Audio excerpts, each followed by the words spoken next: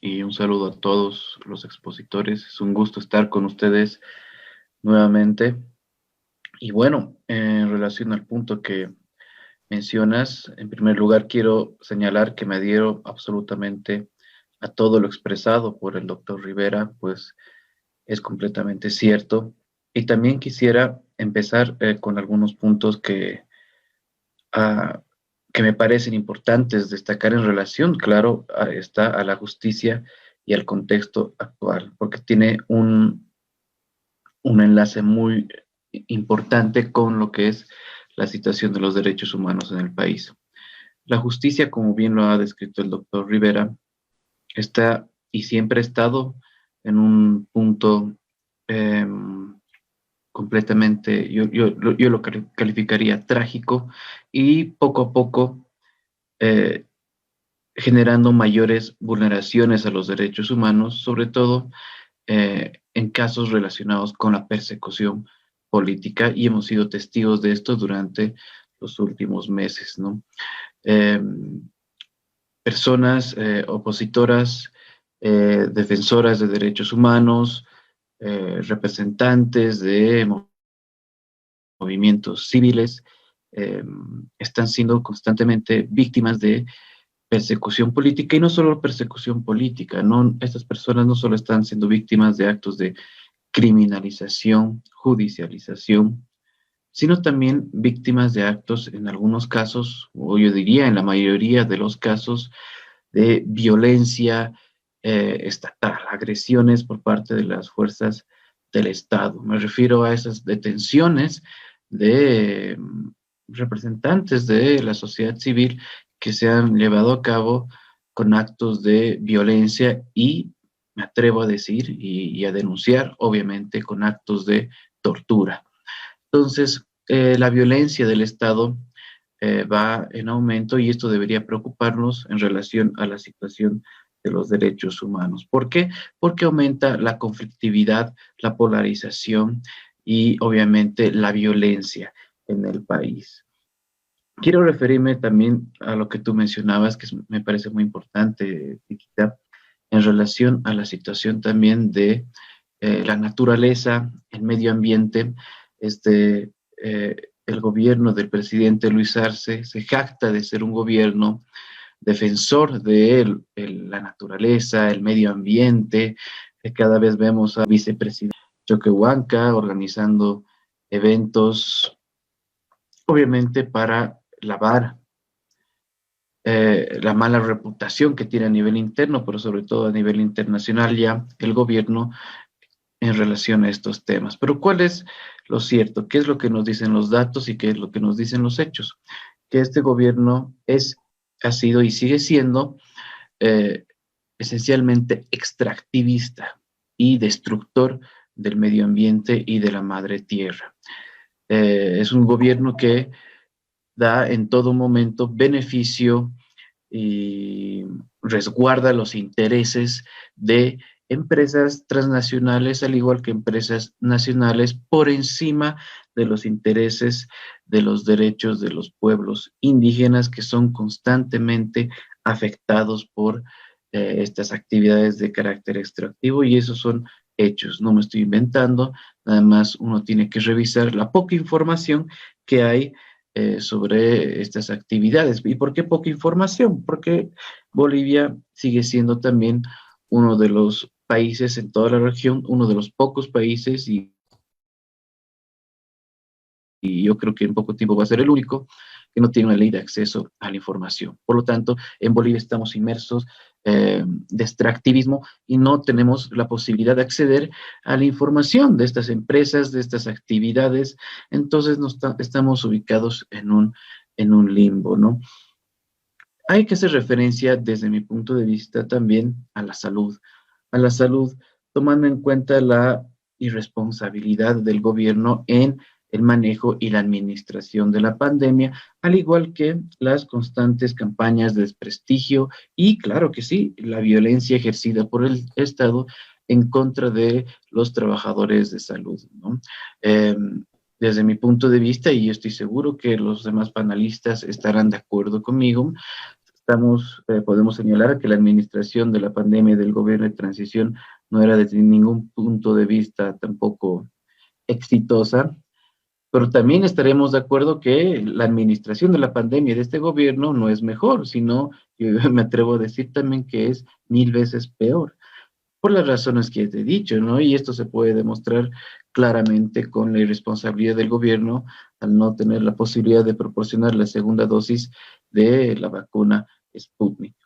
Entonces, estamos en una situación trágica de salud donde tenemos un gobierno que prefiere gastar millones de dólares en una nueva asamblea legislativa, obviamente para sus parlamentarios del movimiento al socialismo, en lugar de comprar, dotar a nuestros hospitales de unidades de terapia intensiva. Pero estamos con esos intereses, estamos con, al parecer, este tipo de gastos que considero que el gobierno los estima importantes. Obviamente también no podemos dejar de lado en relación a todas estas vulneraciones a derechos humanos, a todo este contexto de situación de derechos humanos, las constantes violaciones a los derechos de las mujeres. Somos un país aún con un número alto, de acuerdo a la cantidad de población, de feminicidios. Y lo que me sorprende, que tal vez no es lo que podíamos observar anteriormente, pero ahora está siendo muy recurrente, es la persecución en contra de organizaciones defensoras de los derechos de las mujeres. Hace unas cuantas semanas veíamos cómo una persona presentaba, una persona que es denunciado que ha sido denunciado por actos de violencia contra las mujeres, ha procesado a decenas de organizaciones defensoras de los derechos de las mujeres, una sola persona y de forma absolutamente impune. Entonces, estamos viendo esta evolución en la violencia en contra de los derechos de las mujeres que debería, obviamente, alertarnos, sobre todo en contra de defensoras de los derechos humanos, ¿no? Y en este contexto, lo que me preocupa mucho, y creo que no debemos ignorarlo, es el comportamiento de las organizaciones internacionales que se supone que deberían velar o tener un monitoreo constante sobre la situación de los derechos humanos en nuestro país.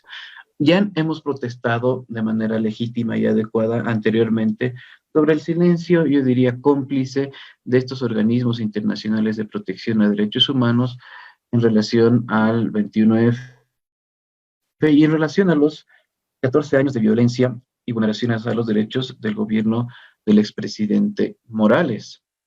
Entonces, eso es algo que deberíamos también, que debería estar presente en nuestro diálogo, en nuestra discusión, porque justamente hemos visto estos organismos internacionales de protección a derechos humanos, y hay que decirlo con nombre y apellido, obviamente, ¿no?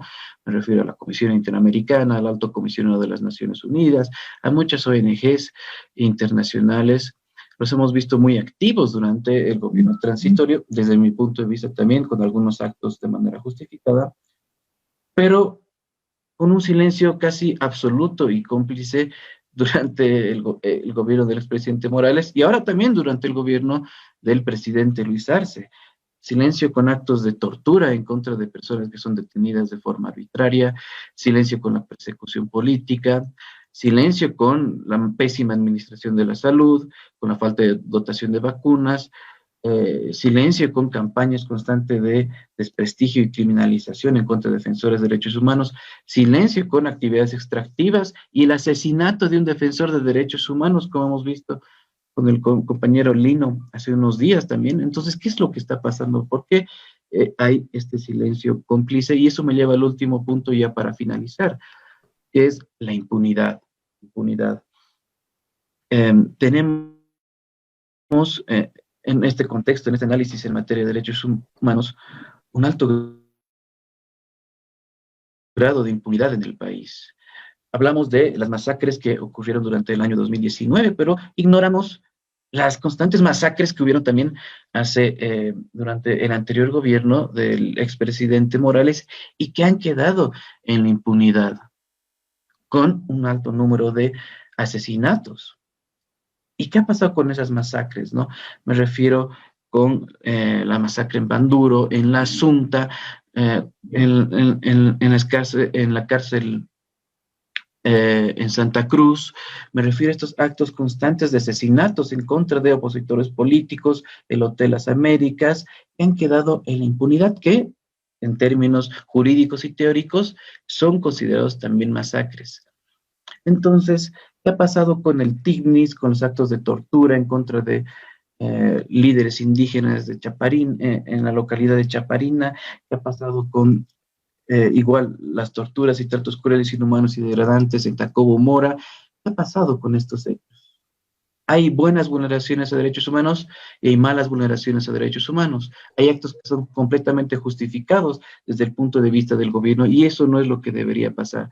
Vivimos en una situación completa de impunidad y eso es lo que nosotros no debemos permitir, sobre todo desde el punto de vista de los organismos internacionales que están concentrados únicamente a investigar lo ocurrido durante el año 2019. Y eso es algo que nosotros no podemos permitir, porque la violencia estatal que estamos sufriendo en este momento son las consecuencias de la impunidad de las graves vulneraciones a derechos humanos ocurridas previamente.